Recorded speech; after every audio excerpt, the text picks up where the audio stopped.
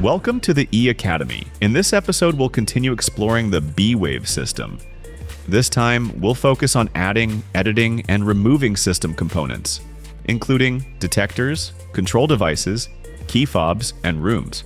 So here we go. In the previous episode, we created a site we'll be working on now. The app shows that there are no devices added yet, so I click Add Device.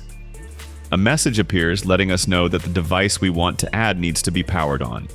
Next, a list will appear, showing devices found within range of our Smart Hub, but not yet assigned to any system. As you can see, there are quite a few unassigned devices nearby.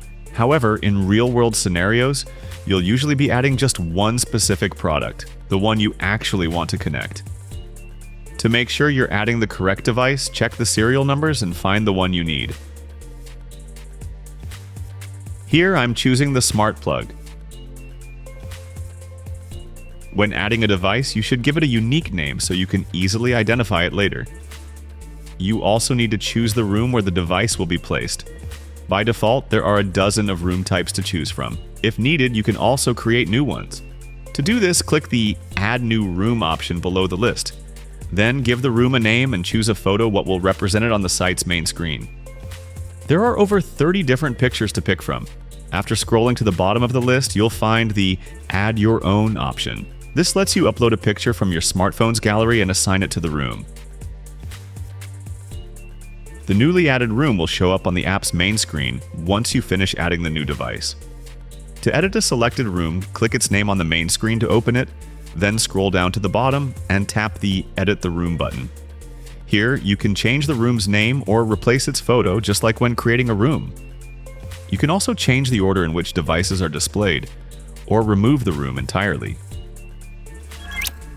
Let's get back to adding a device. The next step is to select the group you want to assign the device to. This way, you'll be able to find it more easily and control it along with the rest of the group. When adding devices, you might also need to set up some additional parameters, depending on the functions the device offers. You might also need to select the mode of operation. This is the case, for example, with the multi-purpose detector, where you have to specify what you want it to do. The mode selection option will also appear when adding the Smart RGBW LED driver. Additionally, some system components use multi-channel technology. In that case, each channel needs to be configured separately, but only for the channels you want to use. And here is an important point. The number of positions a device uses out of the 128 available depends on how many channels you configure.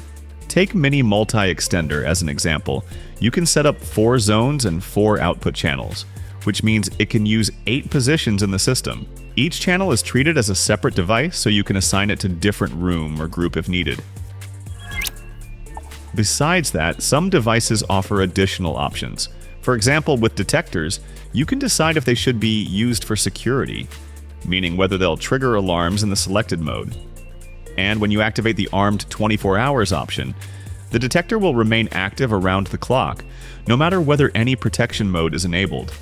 This setting is typically used for devices like fire detectors.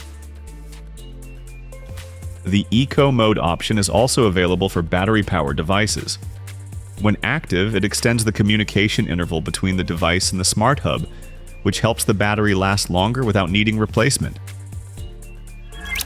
You can configure additional options at any moment of the device's operation. To change its settings, find the device in the system, either through a group or a room, and then click its name. Settings related to the device's functionality are available in its widget, under the general information about the device. Of course, the available settings will vary depending on the function the device performs in the system. For example, with the Smart Plug, you can adjust the LED ring indicator settings and set up a schedule to control its operation. The available options will, of course, vary depending on the device. For motion detectors, you can set the number of impulses and the time for counting them before triggering an alarm.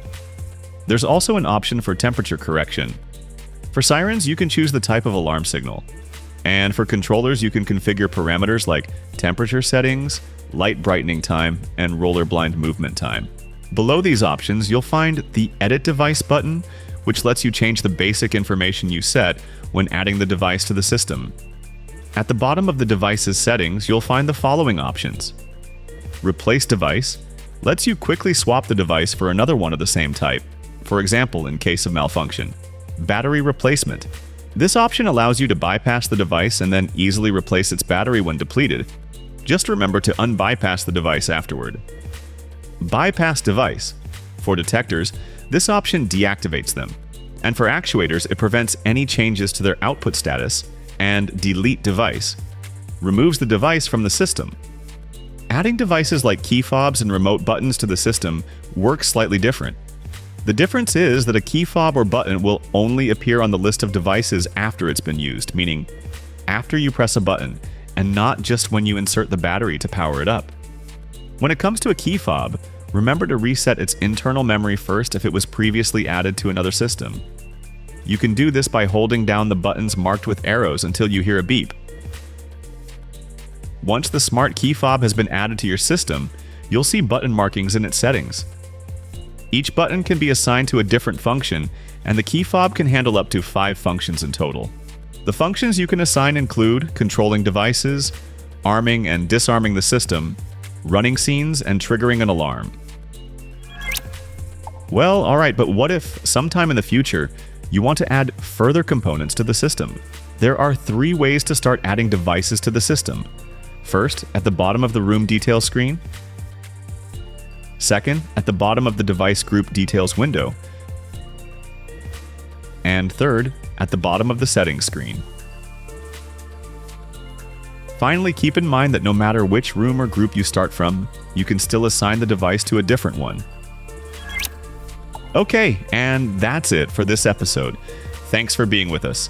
See you next time at the E Academy.